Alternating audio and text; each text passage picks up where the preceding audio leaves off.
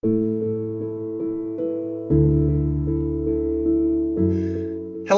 and welcome back to another episode of the For the Property Investor podcast. And we're here with the weekly news. And we're here with the only man that brings us the news, of course, is Mr. Nick Bendel. Hello, Nick. Hello, Owen. Great to join you. And it's what interesting things have you been up to in the past week, Nick? Well, I'm a boring man who has had an interesting week. I have a copywriting agency called Hunter and Scribe, which writes content for finance and property professionals throughout Australia. Last week, you might recall, I mentioned that one of my clients won a national award at the MFAA Excellence Awards.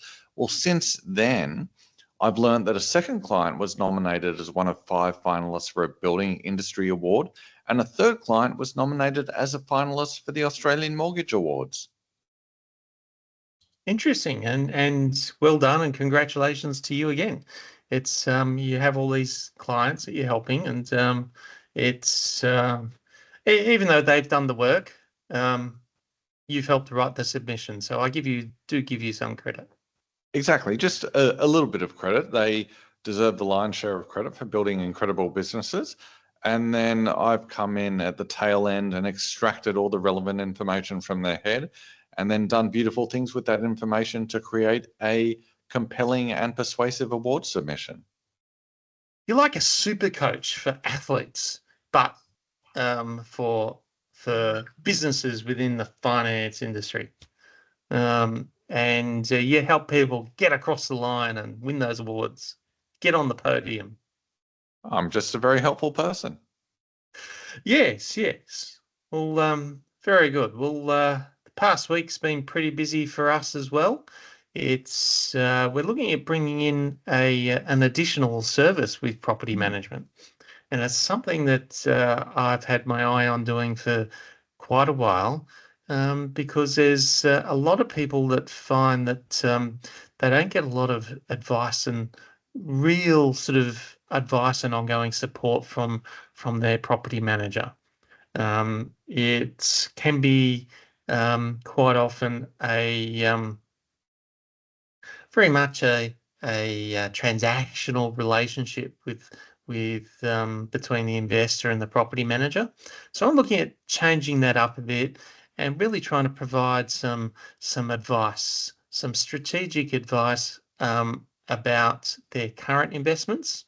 We're definitely not going to be buyers agents or anything like that, because we work with too many of them, but it will actually help our business partners who are buyers agents as well as sales agents, because we'll really have clients who will be able to have a clearer idea of where they're at and where they're wanting to go, so that we can actually provide some clients back to our business partners, as well as providing good advice to our current clients, so that they can get more out of their current investments, which means that they can get more out of their future investments. So yeah, that's something that we've been working on.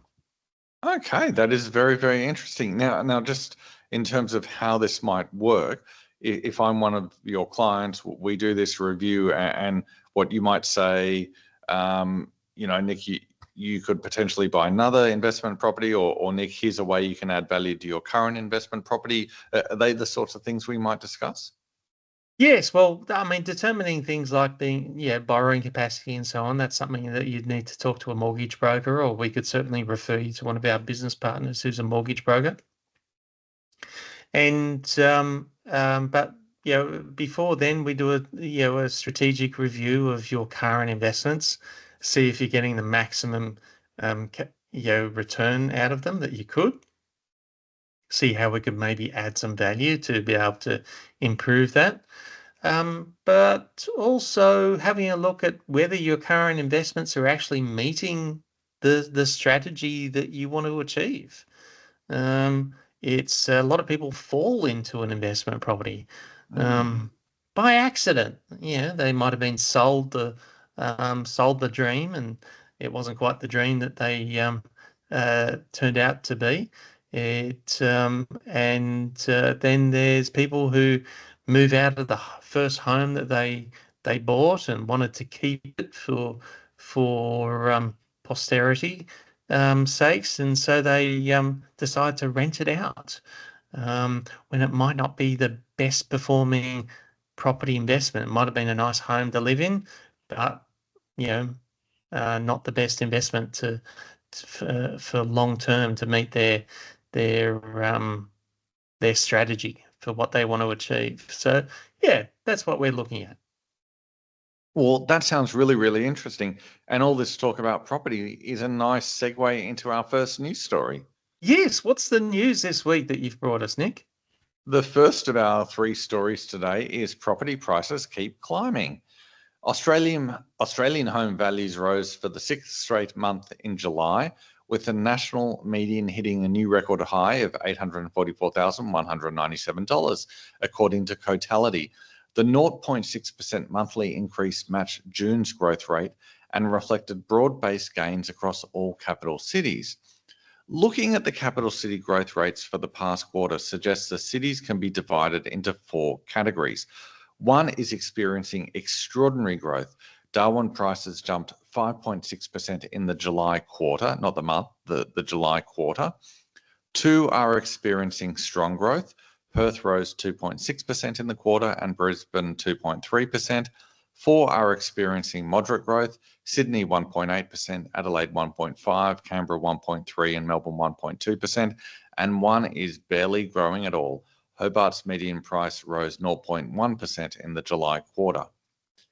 Owen, this is where you earn your money as an industry commentator.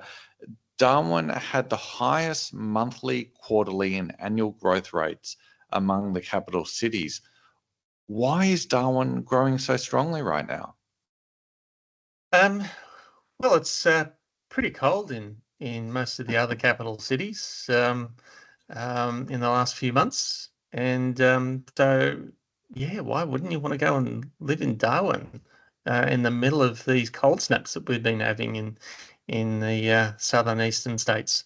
So, but besides that, Darwin has long periods of flat,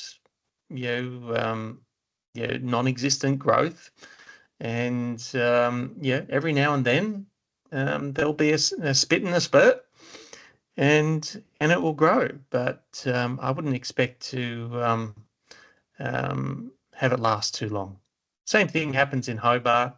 They'll have a spurt every so often when it becomes the flavour of the month, and yes, it's they're both fairly small markets. And it doesn't take a lot for them to have a bit of a growth spurt, but it's short-lived usually. Now, here's an interesting fact for you. I mentioned that Darwin's median price has increased 8.5% over the past 1 year, but it's increased only 6.5% over the past 10 years. In other words, the previous 9 years collectively delivered negative growth. Now, people say property prices only move up. Does that demolish the argument that property prices only move in one direction? It is a generalization, and yes, to be able to sort of guarantee yourself of that always moving upwards, you need to be choosy about what type of property you buy and whereabouts as well. So for that reason, that's why Darwin isn't a market we're looking at getting into any soon. And it's and I probably wouldn't recommend anyone buying there for the long term as a result of the figures that you just quoted. Okay, well, hold that thought because I've got some more figures for you. Darwin not only has Australia's strongest price growth right now, it also has Australia's highest gross rental yield at 6.4%, with the next best being Hobart at 4.4%. So, Owen, doesn't that mean investors should be piling into Darwin right now? Well, if you want a good yield at a good price to be able to get in at an affordable price, then and you want that high yield as a result with a residential property, then yeah, maybe Darwin's the place to be. And this was where it comes back to knowing what your strategy is for investing in property. And if you're not too concerned about capital growth over the long term, and yeah, you're happy for the values to bump up and down all over the place, then but you want that sort of 6% plus yield, then maybe Darwin is the place for you. So again, I'm not. It's about what's right for the individual investor, but most people do want to take advantage of capital growth in property, and as well as getting a decent return yield on the property to be able to help pay for expenses. And it's so Darwin wouldn't be at the top of the list for most people. Let's move on to something very different for our second story. WA holds top spot in State of the States ranking. Western Australia has once again taken the crown as Australia's strongest economy, topping CommSec's State of the States ranking for the fourth quarter in a row. WA led the nation on retail trade, housing finance and business investment. The state also scored first in the annual growth rankings, with strong population growth and robust tourism actively boosting its momentum. South Australia was the quarter's biggest improver, jumping from fourth to second, with strong gains in dwelling starts and construction activity. Queensland rounded out the top three, although export disruptions saw it lose momentum. Victoria slipped to fourth and New South Wales to sixth, while Tasmania remained in fifth despite record low unemployment. The ACT and Northern Territory were at the bottom, although both are showing some signs of recovery. So, Owen, I asked you to opine previously about the Darwin property market. Let me now ask, why is the WA economy stronger than that of the other states? Well, in general, the WA economy is still quite reliant on the mining and resources industry, and which is yeah, not necessarily going through a massive boom, but it's still pretty healthy, and it's been consistently healthy for quite a while. So with different sectors of the mining and resources industry going off at different times. So yeah, when lithium is off, then gold is strong, and when one of those is off, then coal is going strong. So it's bouncing around all over the place, but it's still keeping the WA economy going pretty strong. And if we look at the property market in Perth specifically, then we would, yeah, we can still see it's bubbling along quite well. We were all thinking that bubble was going to burst and prices were going to drop dramatically in Perth, but it's still bubbling along quite well. You still need to be a bit careful about which areas of Perth you're buying in, but it's still growing. It's still strong. Speaking to our agents on the ground that we work with, yeah, there's still strong buying activity in Perth. So it's yeah, we do also need to remember that during the boom times in the eastern states during the first number of years of COVID, the Perth market was pretty flat. Yeah, probably because there was this some kind of regime that was running the WA state that wasn't letting anyone in and out. It was a bit like North Korea for a while. So I think everyone was a bit scared of what was going to happen to the Perth market as a result. But as soon as that iron curtain dropped and everyone was allowed back into Perth, albeit a couple of years later than the rest of the country, their market started to boom as well. So yes. WA is booming. New South Wales, by contrast, was ranked sixth out of the 8 states and territories. Why do you reckon New South Wales is doing so poorly? Oh, it's a tough one. New South Wales has had a lot of pressure put on it with rising immigration, There's been a lot of factors within the property market that's made it difficult to keep on building. So where Sydney used to ride on the back of the property market and property booms and construction, it's finding it more and more difficult to build more properties because of the rising cost of labour. So a lot of tradies, it's so expensive now to be able to get those tradies, and they're working on a lot of large infrastructure projects, these tradies. So getting them into the housing market, whether it be in high density, high rise, or which is actually easier for them due to the unions controlling a lot of this construction. Then you've got getting these tradies into house and land to be able to build more for the low and medium density. It's very difficult and becoming very expensive. And that's not even taking into account the rising cost of materials. And of course, you can only start factoring those things once you've got an actual approval to build anything, which is one of the biggest costs. So to developers and builders and the everyday mum and dad who's trying to build their own house or investment property because of the government delays. And those holding costs, people don't factor that in. But one of the biggest costs that can make or break a development in being successful in getting completed is a holding cost. So the longer it takes to get started and to get finished, then the more chance of the failure of this development. So yes, it's a huge factor. For our final story today, Owen, unions put negative gearing back on the agenda.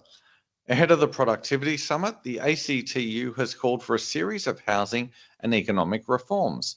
The ACTU says negative gearing and capital gains tax benefits should be limited to just one property per investor, although existing arrangements would be grandfathered for 5 years to give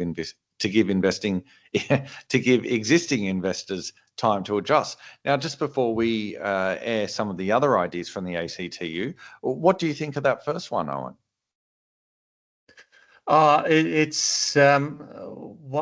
Why does the ACTU even have a voice in and an opinion in a subject like this? I mean, they're just trying to hold the rest of the country to ransom. Is it? I mean, they're already a legalized extortion racket, so holding businesses and their members, employees at ransom. It's ridiculous. They've got no idea what they're talking about. They would hurt their members, the members that they supposedly work for and protect. They would be hurting more than anyone else. The average mum and dad investor are the tradies, are the teachers, are the nurses, are the ones that are trying to get ahead by actually investing in their future with an investment property. And negative gearing has such a small effect on the property market, and it's just helps the investor for those first maybe 5 years to get ahead.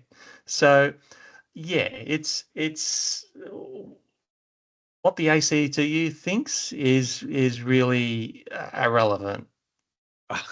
Okay, well, let's move on to a second one of their ideas, which is the ACTU is suggesting that the superannuation performance test, which compares the performance of funds against an industry benchmark, should be changed so super funds can invest in more housing projects without potentially being penalised based on the return of those investments. What do you think of that idea? Well, the reason why they want to do that is because these housing projects are large scale, high density, high rise developments, which they make sure that, because these are industry super funds, of course, which are usually run and controlled by unions, and they want to invest more into these housing projects, which will get awarded to developers that are friendly to unions, and so that the unions can control these. And so effectively, all they're going to do is push up the pricing of and the cost of these projects even more, because they'll control the funding, so they'll make it easier to fund them. And yeah, so it's a Ponzi scheme run by the union movement. Okay, but I think you'll love the third idea I'm going to share with you. The ACTU have also suggested that people who earn more than $1 million per annum should face a minimum tax rate of 25%. Does that one get your vote? How many people are actually earning more than $1 million? Apart from us? Yeah, it's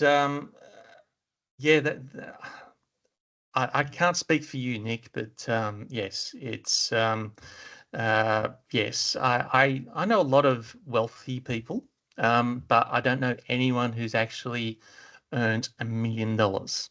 And so if you're in the top 1% of earners, if you earn over, I think it's $400,000. So to be over $1 million, you're talking about a very minute number of people who do that, and if they do, it would probably be a one-off, and they would go back to earning a lot less than that.